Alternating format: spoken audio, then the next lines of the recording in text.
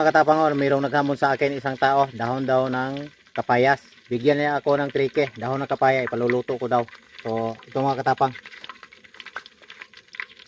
lutuin natin to.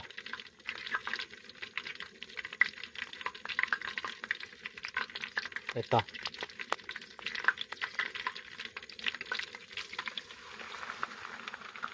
antayin na natin na maluto mga katapang. Mga katapang,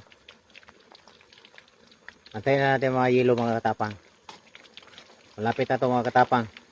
So boss, yung hamon mo sa akin na trike, ito ginagawa ko na. Pakita ko sa inyo kung talaga ba akong totoo.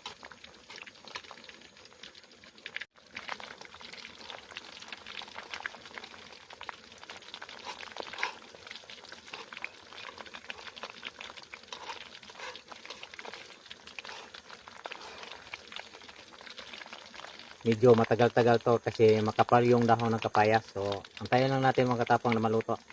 Gayilo na siya mga katapang. Oh. Ito na mga katapang. Ha. Dahon ng kapaya yan.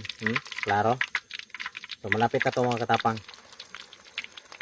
Mga katapang, oh. Tingnan nyo mga katapang. Oh.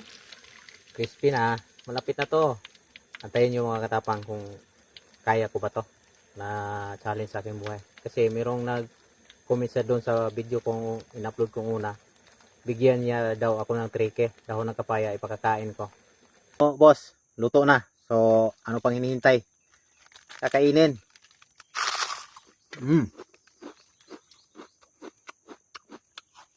Sarap. Masarap pala yung dahon ng kapaya, no?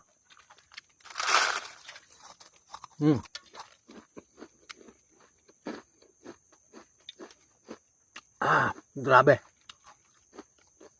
Ngayon pa lang ako nakakatikim ng ganito.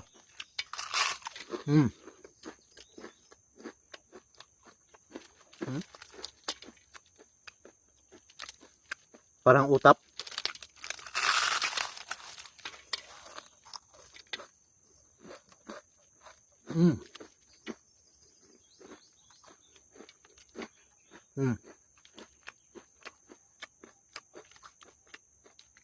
Ah.